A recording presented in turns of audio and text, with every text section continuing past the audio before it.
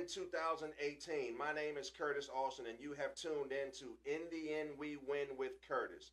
Thank you guys for tuning in, and I pray that you all had a wonderful holiday season.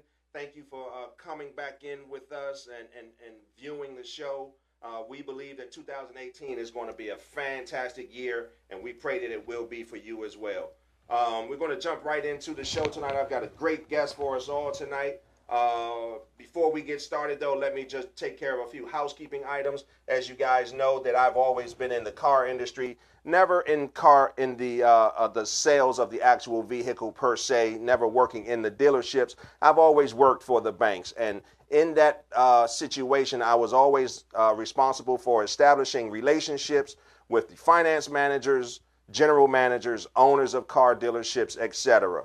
The primary thing with that was just what I said, establishing relationships. And I've done that with Star Imports, which is where we are filming from tonight. 4711 Auth Place in Camp Springs, Maryland. I encourage you all, if you're looking for a late model, newer model used vehicle, this is the place that you would want to come. Star Imports is a boutique style auto car buying dealership where they are relationship driven. Okay, so whatever vehicle that you're looking for, Star Imports will be able to find it for you. They understand the importance of your time, and I can assure you that they will take care of you. Drop my name. Let them know that Curtis from In the End We Win referred you, and they will definitely take care of you even further. While we are on the subject of Star Imports, we are actually running a coat drive here at the studio, which is inside the dealership, and we are asking or encouraging everyone to bring new and or gently used coats into the studio so that we can drop them off for various homeless shelters and families in the metro area. The location once again is 4711 Auth Place, Suitland, Maryland 20746. For additional information, please contact Frank Dent at 301-442-9258. Coats will be collected and donated. Coats will be collected up until and donated on January 25th and February 25th. All right. So we're going to get right into speaking to our guest tonight, and we're going to talk a little bit about politics tonight, ladies and gentlemen.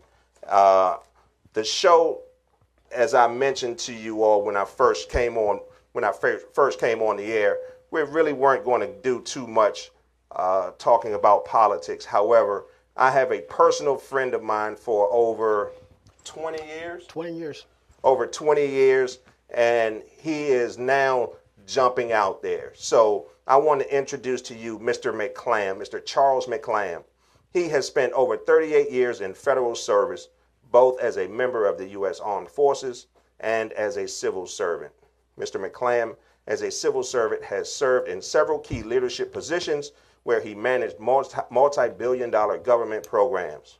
Also, he attended several prestigious leadership schools, which included the University of Southern California, the Massachusetts Institute of Technology, and the government's premier federal executive institute for members of senior executive service. I apologize. Charles is uniquely qualified to provide the leadership needed across Charles County to usher in smart growth and the economic development needed to ensure that Charles County becomes the economic powerhouse of Southern Maryland. It is rare that we find citizens like Charles that are willing to serve. With that, let me introduce Charles McClam, candidate, Charles County Commissioner, District 2. Thank you, Curtis, for that warm welcome introduction. I know you're going to ask the question, why am I running? Why are you running? We're going to jump right into it. I'm a strong Democrat with strong values, and I'm running for office here in Charles County because I see a need for leadership that will stand up for and with the people to usher in smart growth and economic development through transparency. I believe leadership starts with each and every individual across the county. And okay. I think this is a rare opportunity as we enter into the midterm elections in the 2018 cycle to begin that process in earnest. So I'm in the political arena this time around, and I'm hoping that I can work across the various aisles with Democrats across the county as well as Republicans across the county to usher in the necessary change and economic growth that will help build the county, to be a better county and the economic powerhouse that you mentioned earlier. And what actual seat or position is it that you're running for? I'm running for District 2 Charles County Commissioner. Charles County, unlike some of the other jurisdictions here in the Southern Maryland area, they have commissioners instead of county council members. But in effect, they are essentially the same. The two titles are synonymous. Gotcha. Okay. And so Charles County has how many commissioners? Did you mention that? They have 5 commissioners. They have a president and 4 commissioners for the 4 districts that comprise the county in terms of its geographic footprint in Southern Maryland.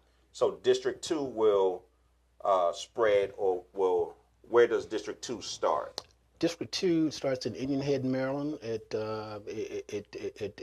runs the full gamut to Brines Road, and other parts of the western part of the county. Okay, great. So Charles, tell me now. I've known you for over 20 years. I don't know that you've ever held a political position. Is that accurate? That's correct. So why now? Why now? As I look across the county and look at some of the politics that's pervasive across the county and across the country, for that matter, excuse me.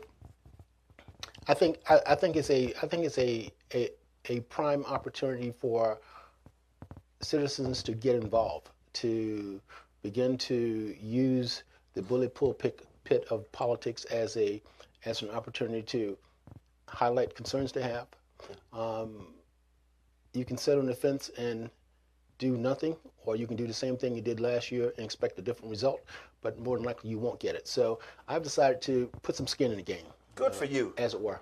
Good for you. And I can tell you, I'm probably one of those people that you're speaking of, because I'll ride along in my car and I'll have 99.1 on, and I'm listening to, Bloomberg radio and, different radio stations, and I'm hearing all of the pundits, giving their perspective, and I'm in the car and I'm talking back to the radio. I've got my own perspective, but I haven't gotten involved. I think I'm becoming a lot more understanding about politics and eager sometimes, and obviously right now with all of the rhetoric that's going on, it forces me to have an opinion. Do you see that there are a lot of folks who are getting into the political atmosphere right now? I see a very groundswell, if you will, of folks moving into the political process this time around. I think with the advent of some of the elections that occurred in 2016, folks are beginning to wake up. Okay. And they're waking up to opportunities for change, and the change starts with them putting some skin in the game and getting really, really involved in who gets elected to the various offices across the country. And in our little Charles County here, I'm starting that process, helping to usher that process in with several other folks that I'm uniquely familiar with. Okay, wonderful. Now, as a politician, people is who you're to serve, right? Mm-hmm. So you're supposed to, I guess, politicians should be people persons, I guess. Would you consider yourself a people person? I think I am. You read part of my bio a few seconds ago, and in my 38 years of federal service, as well as being in the military for several of those years, I've been engaged working with people at all levels of government, at all levels of the military. Right. And one of the things that is the common thread through all of those many years is the ability to listen, the ability to shut down and stop transmitting for a minute and listen to the folks to understand what they have to say, right, and then come back on message and figure out a way working with them to move the ball forward. I think I have that ability. I think my skills have been honed over the last 38 years, and I'm ready to reach out and begin that path, begin that walk, to help out in any way I can. Okay, wonderful. So what is your passion, Charles? My passion is really people, being very interactive and engaging with people. But I think on the other side of that spectrum is I believe I can use politics as a medium to not only engage people, but also to help turn that engagement into reality and purpose for people in terms of programs, initiatives that bring it home to where folks live, where run-of-the-mill folks live, and make a difference in their lives. Okay. So you like people, this is what I'm hearing. How can people assist you in getting your message out there? I believe that people can help out by visiting my website, which is at www. Yeah, I think we have that. We'll put that up periodically for the people. At the break, we'll have it up, and then again at the end of the show, we'll have that up. But I know that even for myself, I'm getting to the point where I'm tired of sitting on that sideline, and I'm gonna eventually jump out there myself, not necessarily to run for office, but maybe to support someone. I have another friend that I went to high school with. He's also running, and I'm going to look at trying to support him at some point too. How would someone like myself be able to assist you in getting your message out and helping you? I believe that someone such as yourself, Curtis, can help out by hosting coffees or teas at your home. You can help out by agreeing to allow the placement of signs, on your property. You can help out through campaign donations.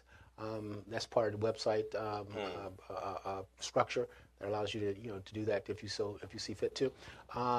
You can help out by participating in weekend rallies. There's a number of those that we have scheduled that will get underway the latter part of this month and run through the first weekend, last week in May, right up to the election time frame, which starts on June 1. Last week of May? Yep. Okay. So you said the election time starts June 1? It starts June 1 for early voting.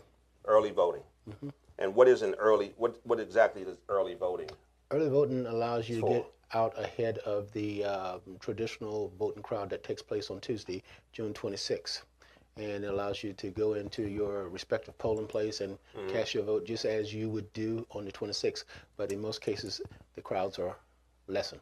Gotcha. So that's not for people who are, let's say, away in school or out of the country or anything like that. That's just for anyone who wants to get it done before the crowds. Mostly, however, folks who are in school, if they're home on that particular day, they can do it. Okay. If not, they can get absentee ballot from their county Gotcha. board of elections and still participate in the electoral process. Understood. Okay. So, Commissioner, Charles County District 2. That's correct. Who currently holds that seat? Young lady by the name of Deborah Davis. She currently holds that seat, and she's seeking to do some other things, in the coming years ahead. So she's vacating the seat and moving on. You familiar with her, I take it? Absolutely. She's great people. Oh, really? Okay, good. So what got you in? What really prompted you to go after this position? I'm sure there are a number of other positions out there. Why commissioner? I think in Charles County, like I said earlier, in the broadcast, that Charles County has commissioners in lieu of county council members, but they both serve the same purpose, throughout the county. And District 2 represents a large swath of the county. Lots of land, lots of farm owners, lots of homeowners, and I think they have been, underrepresented, in my opinion. And I think I can leverage some of the skills that I've amassed over the years to bring about engagement with those people, come to where they live at, and figure out ways working collaboratively with them how to move the ball forward, opposed to standing idle. And I think this is a good opportunity. Deborah is moving off point to do other things in her career. An opportunity is open to run for elective office. I'm doing that, and I've been working with many people over the last several months that is very, very supportive of my campaign. Okay. And they're working with me to help, ensure that it's very successful at the end of the day. Wonderful, wonderful. And what's your platform? What are some of the things that you are going to be out there pushing so that people who are looking on tonight will say, okay, that's something that I can vote for. That's one of my interests. My overall platform is citizens leading the way. Citizens leading the way. Leading the way for greater transparency, smart growth, and economic development. Comprised within that overall platform are 5 focus areas that I want to look at going forward. The first one is smart growth and economic development. Okay. The second one is safer communities. With the opioid drug epidemic, coming to certain parts of the area, I want to make sure that our local police force have the resources that they need to fight crime and deal with that issue. Educational enrichment programs is the third area. I see a need for our schools to have a larger budget. That larger budget should include programs that allow kids to have after-school classes and weekend classes for our children who are, who need additional assistance, who don't get it during the course of the week. The fourth issue is improved transportation. I want to work with the House of Delegates, the members to the House of Delegates for Charles County, to make sure that we have a comprehensive plan that begins in earnest to address some of the traffic problems and congestion problems off the 301 corridor, off Route 5 and so forth. We can use that. And the last issue is community-oriented health and wellness centers. I see in neighboring counties, Prince George's, Montgomery County, they have wellness centers dotted throughout the counties where folks can go and exercise, get some level of health and fitness and recreation, and begin in earnest to deal with this obesity problem. That's beginning to plague, our seniors, beginning to plague some of our younger folks. I think the folks who are elected to county office should begin in earnest to focus on some of those key areas, because they're going to be the undertow that helps us to be successful if we can deal with those in a comprehensive way. Interesting. Does Charles County have anything like that right now? These big complexes, because I think of what's over there by the Redskins Stadium in PG County. Off exit 15? Yeah. 15 or 17. Charles County they don't have one. They have something and it's much, much smaller than that, but I believe there's only one health and wellness fitness type center for the entire county. It's very small. Right. So interesting. And Waldorf is a thriving area.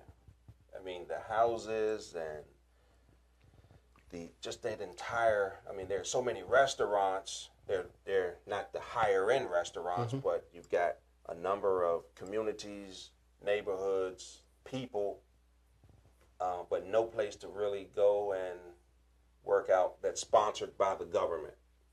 Everything I know, because I know they have several that you can pay for your membership, some national franchise situations that are in Waldorf, but nothing really sponsored by the government.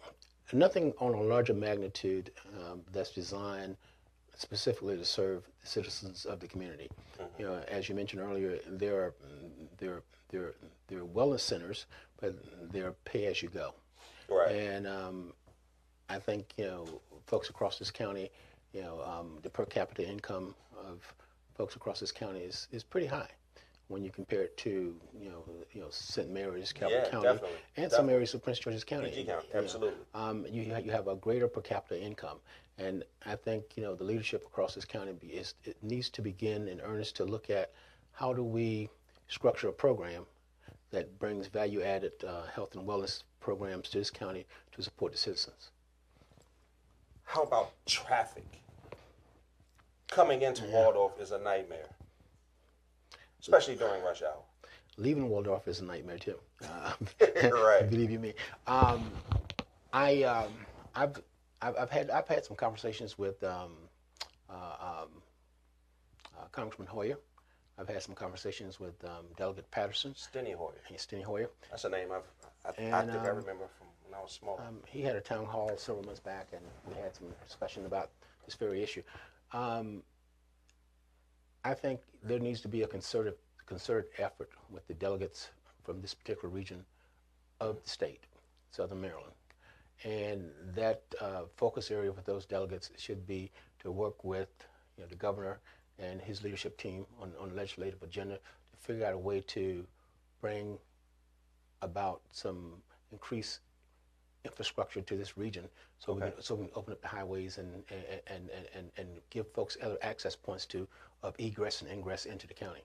Right now we have three: 301, 5, 228 to 210, and if any of those corridors get jammed up, traffic goes to a grinding halt.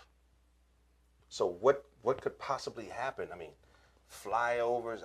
I'm not a construction guy, but I know even on Branch Avenue at one point down near Allentown Road, prior to them building that flyover on Allentown Road, it used to come to a stop right there because of those traffic lights, and then they built that flyover, and now it just flows smoothly right there. Is that kind of a proposal, something that you would propose for that area to see, or?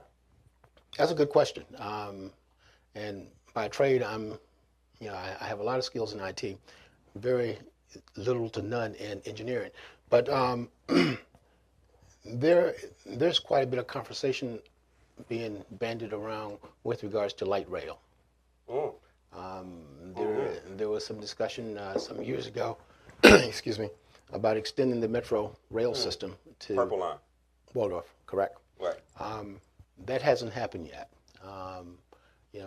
There's been a casino built at MGM off the 210 corridor. Sure. And while parts of 210 is being widened to accommodate the traffic flow, 228 is not being widened.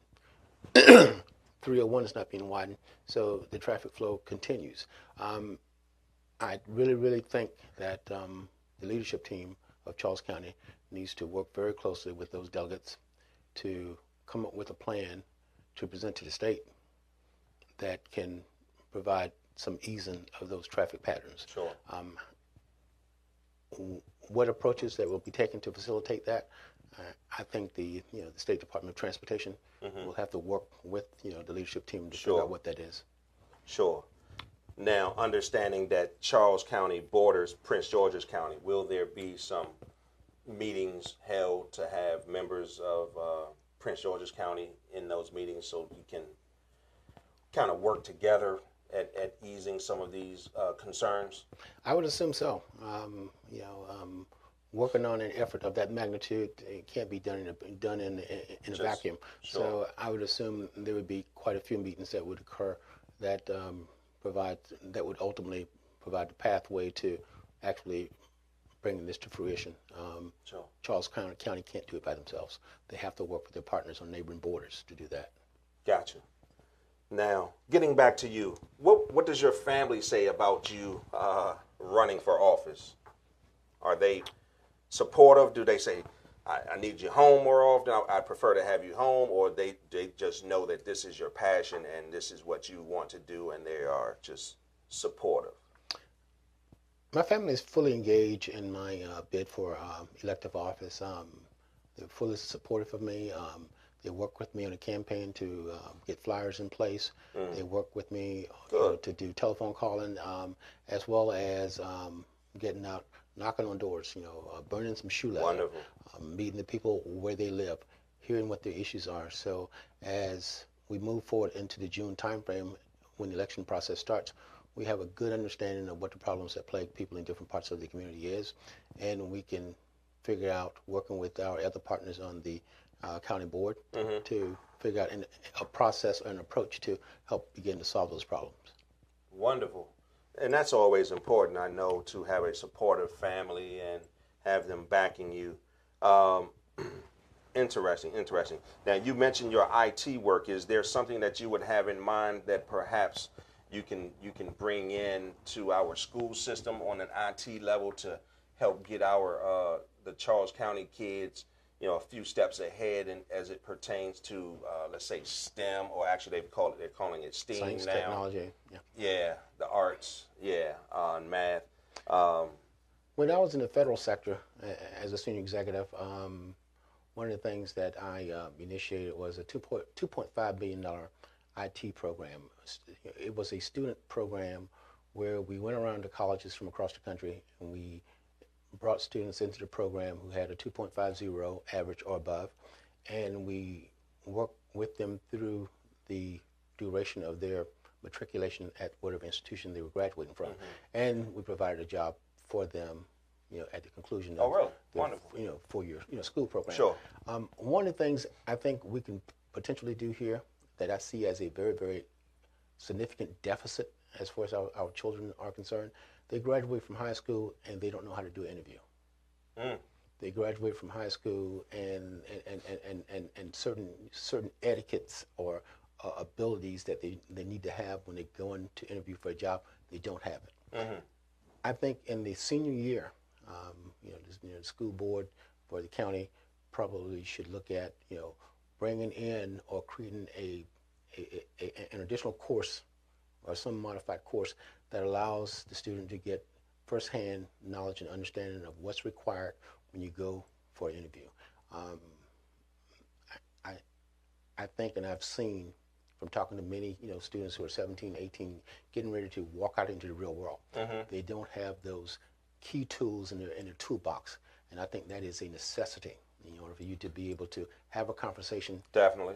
And walk away with the job in hand.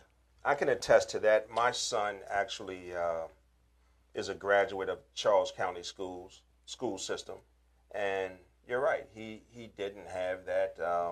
I think there may have been one class that encouraged him to create a resume, but there was very little additional work that came along with that. They created the resume, and then whatever they talked about in class was really it. I don't recall them spending much time on, or even him coming home and saying, hey, I need you to sit down and question me as though I'm in an interview. It was just about the resume per se. I remember, although my two daughters didn't graduate from Charles County Public School System, they did graduate from Prince George's County Public School System. One of the things I did to make sure that they both were up to speed, as it were, was to take my video camera, turn it on, and I would go through an interview session with them time and time over again. And I made sure that as they matriculated through college, that they attended public speaking courses and effective writing courses, because those are two key, considerations for young folks walking out into the world of work. No matter where you go to, you're going to have to be able to communicate with folks, and you're going to have to be articulate and be able to write and converse with folks. So I thought they were very key tools. I made sure they had it. Wonderful. And how are they doing now? Oh, they're doing exceptionally well. Wonderful. One of them is working in the federal space. The other one will graduate with a 4-year college degree in the next 2.5 months. And I'm going to say bye-bye to her. Although she'll never be gone. Although she'll never be gone. Yeah. You're not kicking her out, are you? No. Can't do that. Wonderful, wonderful. And I understand the importance of and I'm a product of PG County Schools, and when it comes down to competing on a national level, I've always told my kids that we're not just competing with those that are in school with us. We're not just competing with those in Charles County or PG County. When you get out there on the grand scheme of things and life really starts to going, you're competing now with students your age that's coming over from other countries. And what they know, their lifestyle, it's all about education. So I encourage my children to be no less than honor roll, for whatever that means, in PG County schools, because you hear the challenges that PG County schools have, and then even for Charles County schools. to force them to be no less than honor roll. Granted, that's still probably not, where we want them to be. Mm-hmm. But my kids in particular were very busy on doing some things for their career. Mm-hmm. But how important would you say it is just for our educational system as a whole to just do better by our kids? Yeah, I think there are well-intentioned teachers within the school system, be it PG, Montgomery, or Charles, or any other county, across the Maryland, jurisdiction, that they're well-intentioned and they come in every day with their minds focused on doing as the best job they can to ensure that the kids are well educated. But I think parents need to be more involved working with the school system to make sure that that does in fact occur. When there is a deficiency or the parents see a deficiency, they need to be engaged with that guidance counselor or that particular classroom instructor to make sure that they have a specific focus on that area that the kid is falling behind in, so they can work with the school system to come up with an overall plan or strategy, if you will, to make sure that at the end of the day, that student emerged from the school system, in good shape, and he's able to go out and do whatever he or she needs to do in the world of work. Wonderful, wonderful. So let me invite some of our viewers in to the conversation with us. If you're interested in giving us a call and speaking directly, asking a question of Mr. McClam, please do so at 240-719-2560. We're taking your phone calls now. You can ask the questions live over the air. We'll get his response right away. My guys, by the phone right now. The phone number 240-719-2560. Call in now. You can speak to myself. Comments, questions, concerns. We've got Mr. McClam right here, and we want you all to, be active participants, just like when it comes down to voting time. On the second half of the show tonight, we're going to talk about the importance of, people getting out and being active, especially in this off cycle, this 2018 election cycle, because, there's just so much going on in the political arena, and I don't really want to touch, our current president and the rhetoric and all of that good stuff that's going on out there. I'll leave that to the Channel 5s and, the 4s and, all of them guys. But on a local level where I believe when we're involved, they're directly affecting our interest. And we have absolute control over that when we get out and get involved in the voting process. You agree with that? I agree wholeheartedly. Everything starts with the voter. And we have to be really engaged to make sure that our interest is being addressed by the folks we vote into office. Good evening. It sounds like we've got a caller that's called in. Good evening. This is what is this guy? Is he running for office? Because I came in on the tail end. Can you mind turning your TV or your computer down a little bit? I can hear the show behind you. Are you still there? Okay, how's that? Is that better? That's much better, yes. Now, what was your question? Oh, I was trying to find out, is this guy running for office that Curtis has on his show? Because I came in late. Yes, I'm running for commissioner for Charles County. He's running for Charles County? Charles County Commissioner. He's running for Charles County? Commissioner, yep. Oh, commissioner in Charles County, okay. Yes. Yeah. Okay. Is there another question, caller? Okay, no, that's it for right now. Thank you. Thank you. Mm-hmm. So we appreciate you. So anyone else that would like to ask a question, please feel free to dial in 240-719-2560 and do us a favor and turn down the device that you are looking at the show on, just to keep down any static and or any friction between during the conversation. So Charles, what else can we expect from you when you win? Because you are on the In the End We Win show with Curtis, right? So in the end, we are expecting you to win. Absolutely, absolutely. What else can we expect from you in this position? And I am a Charles County resident. That's a good question, Curtis, and I think it's a question that should be asked to all prospective candidates. Absolutely. Asking for the vote for citizens of the county. What you can expect from me going forward is, if I win, I'm going to have focus groups across the county to begin that process of moving closer to the citizens of Charles County, moving closer in a way that allows me to understand what their needs are, what their concerns are, and working collaboratively with them and the other commissioners to figure out a way forward to address those concerns. You can't address concerns if you don't know what they are. Okay. You can't do it in a vacuum if you only have 2 or 3 people, figuring out a strategy or a policy that's going to affect almost 200,000 folks. You need to engage the people that voted for you and put you in the office to figure out a way to help them have a better quality of life. And you do that through engagement, conversation, dialogue, to understand what those concerns are.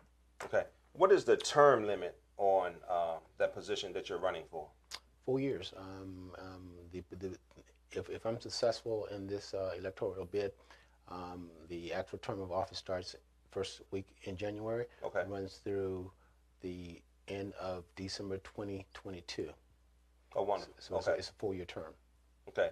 Now, is there a natural progression? So after this seat, I don't want to put you out there, so I don't want to give any secrets away, but after you have been in this commissioner role for 4 years, is there something else that you've got you're eyeing, or what's the natural progression, maybe?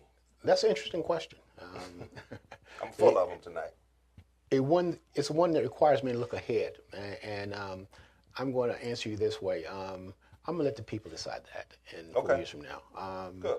Because I'm going to do my level best to deliver on my commitments during the 4 years, and if they decide that there's something else that Charles McClam need to be doing other than what he's doing, then I'll have that conversation with the people, and we'll figure out what that something else is if that comes to fruition. Gotcha. Can you see yourself staying in politics for the next several years? I don't know. It's an interesting question, but it requires me to look far ahead. I think politics is my passion. I think politics is something that has allowed me to be very successful. I think politics and being politically astute will allow me to help the citizens of Charles County. Sure. But it's going to take a crystal ball for me to look that far ahead. Sure. I understand. Like I say, I'm not trying to put you on the spot or anything like that, but these may be questions that people want to know, and my goal is to bring folks from the community who are going to be able to affect our communities, right out in front of my viewers and so on. So where there are opportunities to have someone who can potentially make change, there may be some questions that they want to have answered. So, listen, I know we are coming up on our break. What we're going to do right now is, we've got like 2 minutes. Okay, perfect. So, we're going to talk for a couple more minutes. We're going to go to break. During the break, we're going to show all of the contact information where you can reach Mr. McClam. Then on the other side, we're going to talk once again, as I stated earlier, we're going to talk some more about the importance of this voting cycle 2018, why it's important for us to get out to vote. Change is needed on the grand scale, right? But I know, as we just mentioned, that it starts in our local communities. And are there any partnerships that you have with any other of the positions or candidates that will be running? Are you aligning yourself with anyone else that's running, that perhaps the 2, 3, 4 of you all can make a group effort to make change? I'm talking to all of the prospective candidates who are seeking elective office as county commissioners. Commissioner, okay. Because I'm of the opinion that you have to collaborate with people in the political landscape in order to affect change. Definitely. And you can't do it in a vacuum. So I've opened up dialogue with most of the candidates seeking positions as commissioners across the county. And to date, we've had a healthy conversation. Folks recognize that there needs to be change on some level to address some of the pervasive issues across the county. So it's not going to be done in a vacuum from my perspective. It's going to be done in a collaborative way that allows the citizens of this county to provide their input, and that input to be taken seriously in formulating policies and initiatives that in turn helps to increase the quality of life for the citizens of the county. Gotcha. We're gonna jump ahead. We're gonna go to break right now, ladies and gentlemen. So we will put up all of the contact information, website, Twitter, and Facebook, and all of that good stuff. We'll put that up during our break. You'll be able to see that. Please visit the website. Please reach out to Mr. McClam. We encourage your support. I'm asking for your support for those of you, obviously, who live in Charles County. He's going to be directly able to work with you, and you've heard him mention he's going to look to put together focus groups, rolling focus groups to bring people together and talk about some things that can help change right there in your local communities. All righty. So if you would give us a few minutes, and we will be right back on In the End We Win with Curtis. Thank you very much.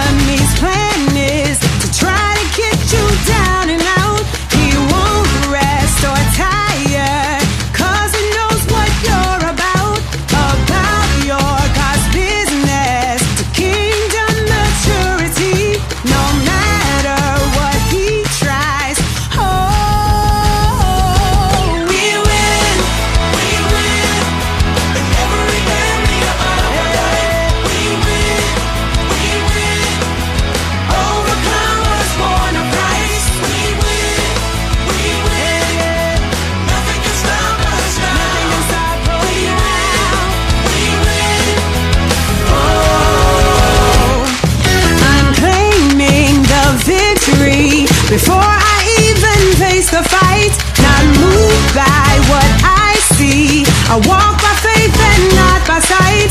All power and authority is given unto me. 'Cause when you're on God's side, we win.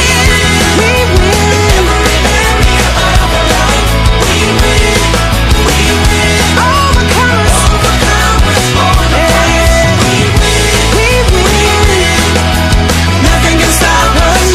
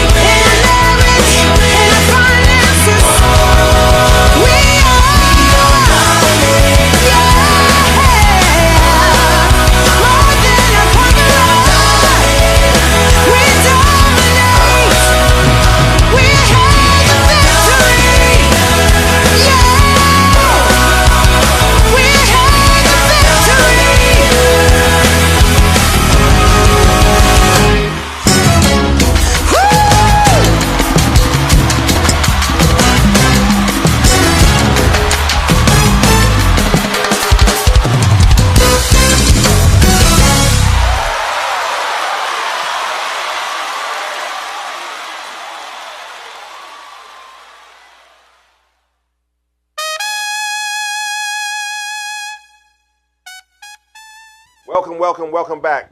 Thank you guys. You're watching. You're tuned in to In the End We Win with Curtis, and I've got my good friend Charles McClam. Charles and I have been friends for over. His family and I and my family have been friends for well over 20 plus years, and he is actually running for Commissioner District 2 for Charles County. However, the first half of the show tonight, we talked about him, his aspirations, why he's chosen to get into the political arena at this point. Now we are going to get right into what I believe is a very important topic, and that is the importance of actually voting and voting in this particular election cycle. I know that these off-year, non-president voting cycles is where we see historically our lower turnout numbers. How do you think, Charles, we can increase those numbers? Obviously, shows like this, people just getting out and doing it. What can we do to increase those numbers? Because this 2016 election was just ridiculous. I think 2016 was a farce. was an election where more folks should have been coming out to vote. More folks should have had some command or understanding of what the platforms were for the various folks seeking elective office. I think most folks, or some folks, took the election for granted because they assumed that certain people would have won. And they either sat on the fence or didn't get involved, and now we have it. Right? So as we go into the 2018 midterm election cycle, this is an opportunity for folks to really step up, if you will, and begin to cast their votes where it really matters and counts, and look at the issues that's being put before them, look at the platforms being talked about by the respective candidates, and figure out whether or not this is the person, guy or gal, that you want to cast your vote for. 2018 is a year that could, be what you might call a game changer. Game changer. Okay. But I think in order for change to come, it starts at the very grassroots level. It starts with each and every individual, each and every household across this land. Sure. And folks need to take homage to the fact that your vote is very important. It's something that our forefathers fought for over 200 plus years ago. Definitely. And you shouldn't, cavalierly, cast it aside or cavalierly vote for someone, without understanding what that person stands for. And I think folks should really take it to heart this time around and vote their conscience, vote on the facts, vote on what the person stands for. At the end of the day, we'll have the right folks in office. Yeah, I agree with that. I agree with that 100,000%. I just want to make sure that our viewers are able to participate. So I am encouraging you guys to call in. 240-719-2560 is the number to call into the show. I want your input. I'd like for you to call in and give Mr. McClam some questions. If there's anything that you, even in your local community, if you're not in Charles County, if there are some questions that you may have about voting, call into the show. We'll try. If I can't get it, I can't get the answer for you. I'm sure Mr. McClam can. But here's something also that I find interesting, and obviously I go to the barbershop to get my hair cut, and in the barbershop, that's where a lot of varying conversations, varying opinions reside, right? And I still hear individuals say, my vote doesn't matter, my vote doesn't count. And I have referenced this particular scenario right here and how one man can truly make a difference. Because with the election of our current president, everything that this country has kind of been fighting against, now he's bringing back.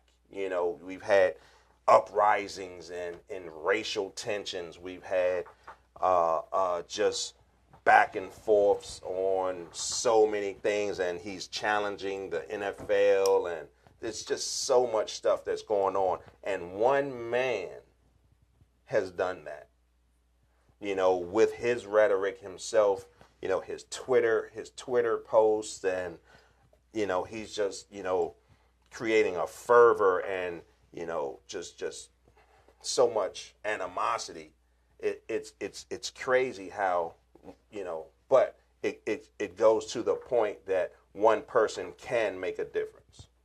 And that's kind of to your point that you were just stating, that it's important for each individual to get out there and cast their vote. The recent election that took place over in Virginia, there was one vote difference between the Democrats controlling, you know, the House of Delegates, opposed to the Republicans controlling the House of Delegates. Really? And this young lady from Virginia, she had one vote difference on her opponent, her Republican opponent, to switch the House of Delegates over to the Democrats in 2018, or in 2000, you know, in this recent election that just took place. And when we talk about one vote does matter. One vote, you know, was the result of Adolf Hitler becoming Chancellor of Germany. One vote does matter. So folks need to take the vote to heart. They need to get out, exercise the vote, but they need to do so intelligently. So Sure. they understand what they're casting their vote for. They understand the platform. They understand the position that the person takes on various issues, and they have a good understanding of what they're getting. Sure. It won't be a surprise. Voting their interest and not just for a political party. Right. Yeah, because I see that's challenging to me.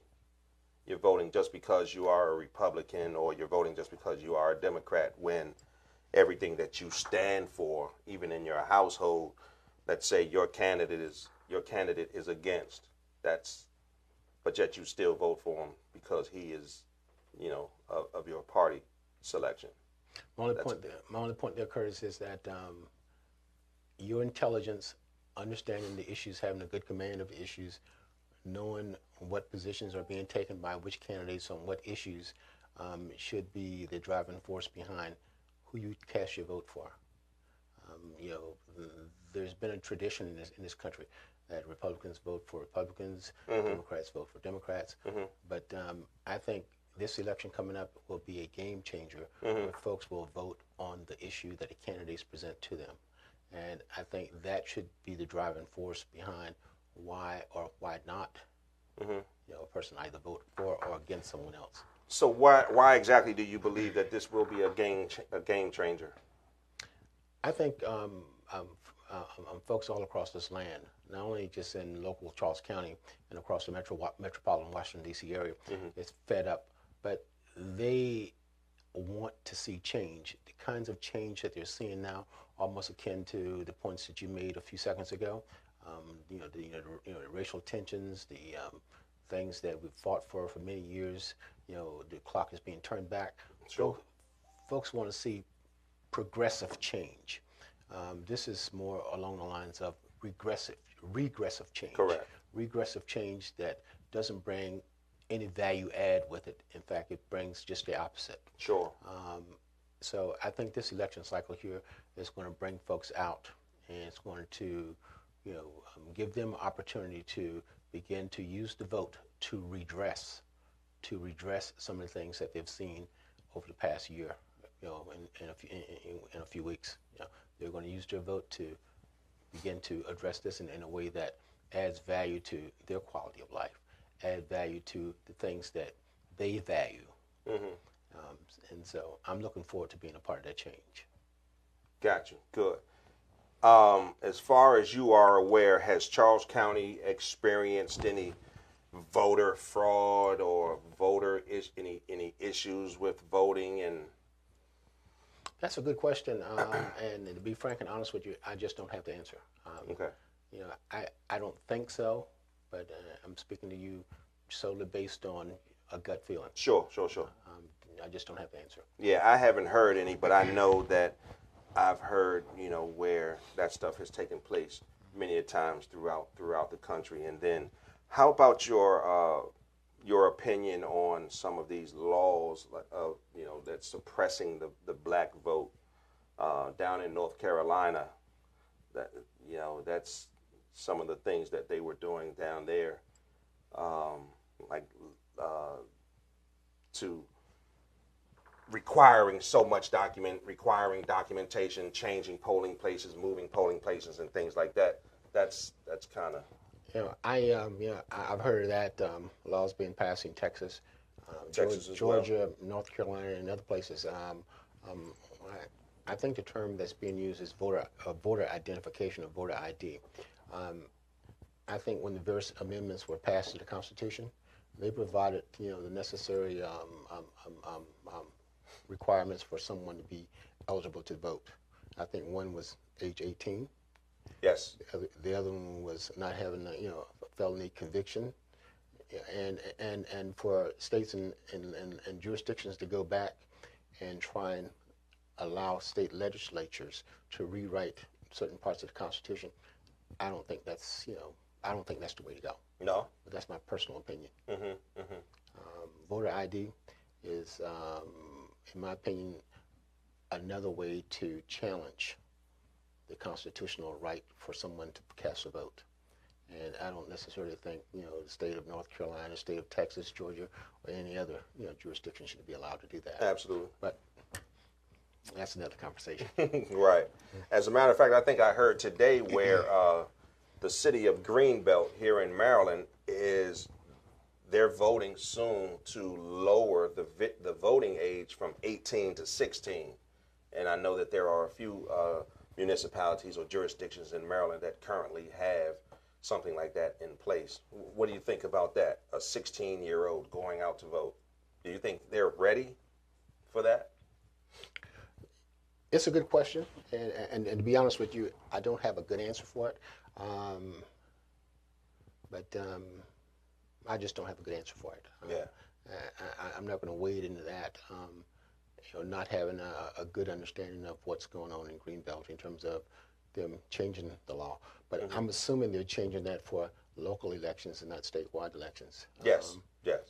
Because I would think that the General Assembly would have to, House of Delegates would have to get involved in that. But I just don't have a good take on it one way or the other. That seems pretty aggressive to me. 16-year-olds, I know when I was 16, that was the furthest thing from my mind. I was just trying to get my driver's license and go on about my way than making a major responsibility like that. Did you get your driver's license? 16 and 9 months. Or what was it? No, 15 and 9 months or something to that effect, and shortly thereafter. Absolutely. I know, in fact, kids now, at least my son, he wasn't too impressed with getting his driver's license. It took him well into, I think he was over 18. But anyway, so these 2018 election, you've emphasized and you've stressed the importance, and you think that this election in particular is going to be a game changer.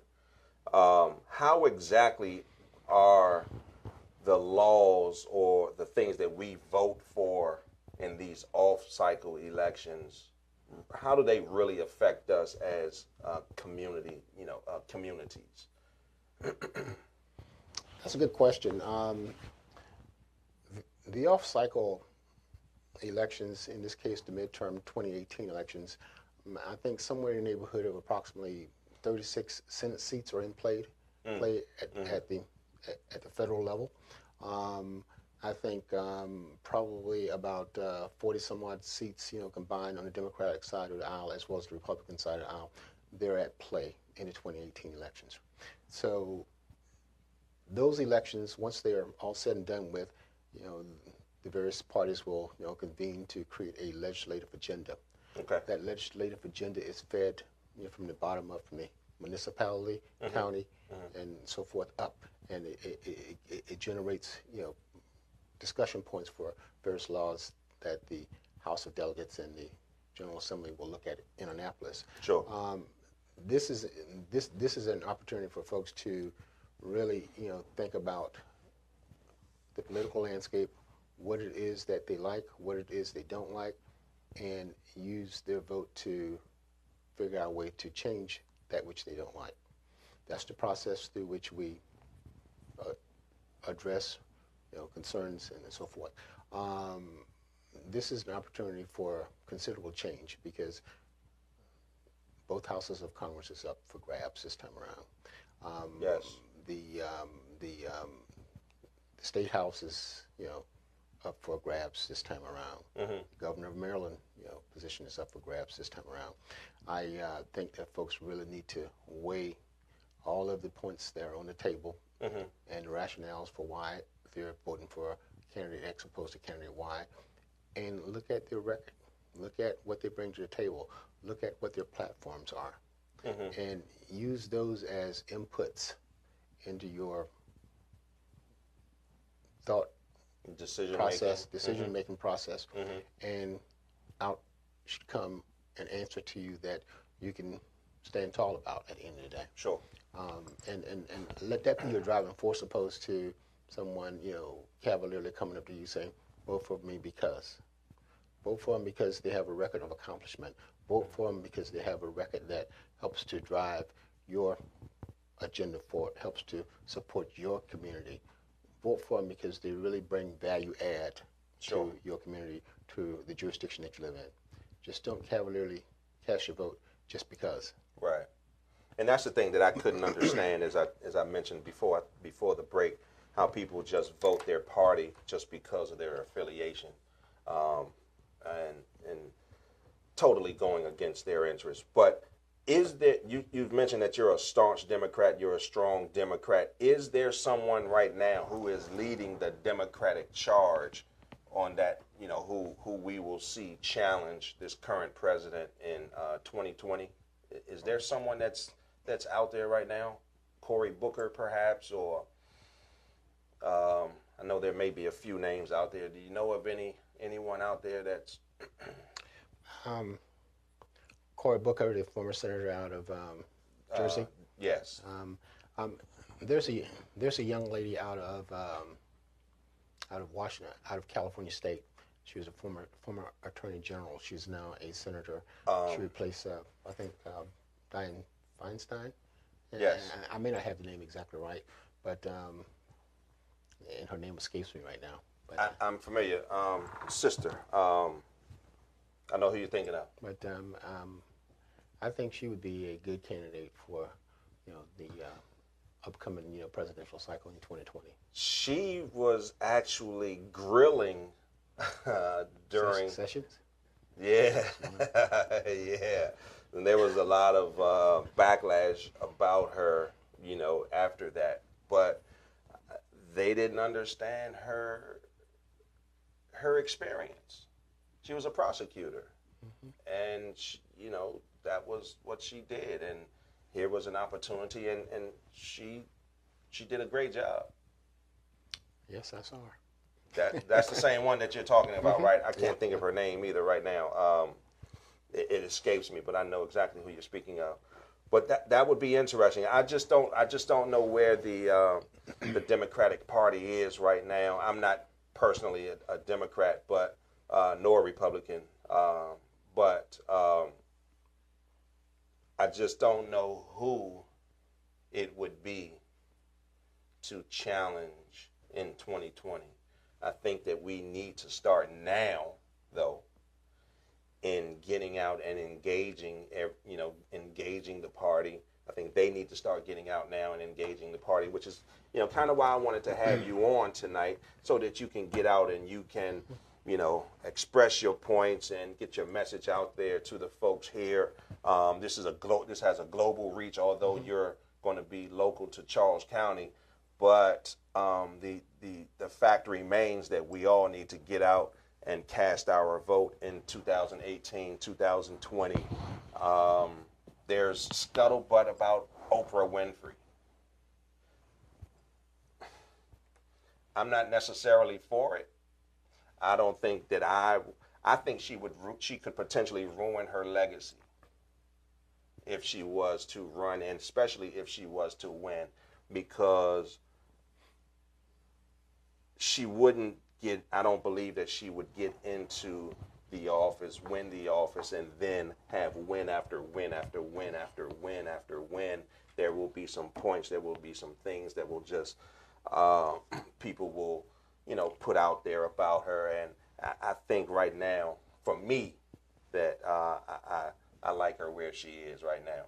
What do you think about an Oprah Winfrey running for president?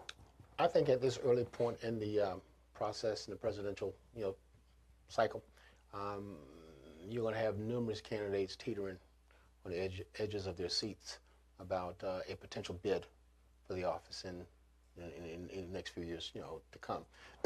But I think the democratic process that we have in this country will eventually shake out a handful of candidates that would be suitable, for that office.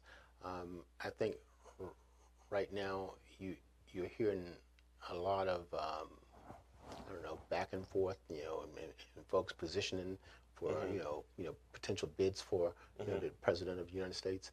But I think we're a little ways down the road before that process begin to gel. Yeah, definitely. And viable candidates begin to emerge from that process. That we can all look at very seriously as contenders for that position. I don't have a position on Oprah one way or the other, but I think the process at the end of the day will begin to highlight the various candidates that the people in this country can get behind and figure out whether or not they want to vote for them or not, or figure out whether or not they bring the necessary capabilities and the qualifications that allows them to be an effective leader in that office. It's a little too early to make that call right now, I think. Okay, got you.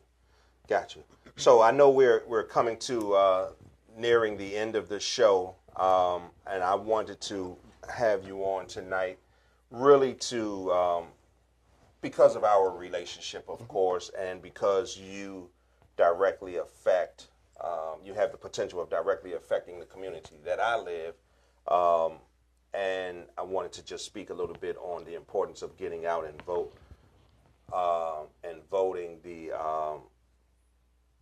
in this election cycle. So as we wrap up, is there anything that you would like to say to the voters who are looking on, the viewers who are looking on right now, those that are in Charles County and then abroad, because it's not just Charles County that's going to be affected, right, by this 2018 election. It's everywhere nationally. So is there anything that you would like to say before we wrap up tonight? Sure. First of all, Curtis, I would like to thank you for the opportunity for being on the show tonight. Absolutely. It's not often that you have, I have a friend like you that will reach out and provide the level of support that you have provided. Secondly, I want to appeal to the viewers in the audience that this is going to be a year of change coming up in the next few months ahead. It starts in June for the state of Maryland, and the other jurisdictions, the time frames may differ slightly, but at the end of the day, at the end of 2018, we're going to have a new electoral leadership from across this country, from municipality, county, state level, and on the federal level.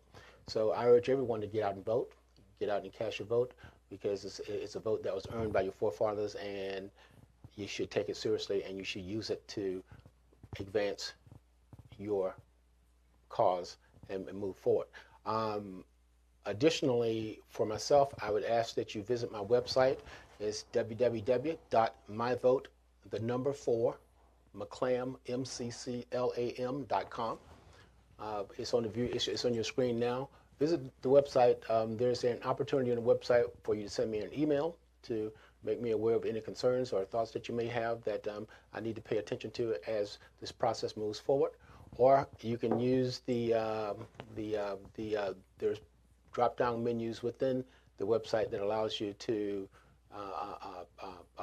provide various kinds of support, donations, as well as to highlight what positions that you can help out with during the campaign season, putting out flyers, mailing, making telephone calls, door knocking, and so forth.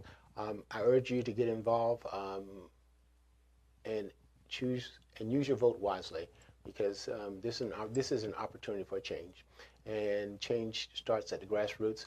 And I'm going to look to the folks across this county to help us be smarter at what we do. It's not only just Charles County, it's across the entire region. We need to be smarter about what we do. We need to hold people accountable for giving them our vote and make sure that they do the things that we're asking them to do and that we have elected them to do. And I think it starts with the citizens of Charles County and other citizens across the state. So I'm going to look to the viewers out there in the audience to reach out and take notice of the website, give me any feedback, concerns that you may have. There's capabilities built into the website. It's very intuitive. That allows you to quickly send me a quick email or tweet, and we'll get somebody on the line to respond to you. So with that, again, I thank you, Curtis. Absolutely. I thank your producer. I thank you, Wanda, who's sitting in the audience here. And I think this will work out. Kamala Harris. That's her. That's her in California. Mm-hmm. Yeah. Kamala. Yeah. So, all right. Well, listen, I appreciate you. Thanks for coming out. And if there is anything that I can do, and we've talked a little bit off air, I'd love to be able to support and assist you with, whatever I can do. You have a platform here as we get closer to election dates. I'd love to have you come back. Obviously, things will change between now and then. So definitely, I think we had talked about maybe one or two of the other gentlemen who are running, perhaps coming out. Mm-hmm. So yeah, that'll be a great opportunity. So yeah, we'd love to have it. Okay, thank you, sir. Thank you, sir. Thank you very much. Appreciate it. Okay. And thank you, ladies and gentlemen, for viewing In the End We Win with Curtis. And next week I've got another fantastic show for you. So please make yourself available. 8:15 next Monday. I will be posting it on Facebook and some other social media sites. But I appreciate you all always for tuning in. And good night.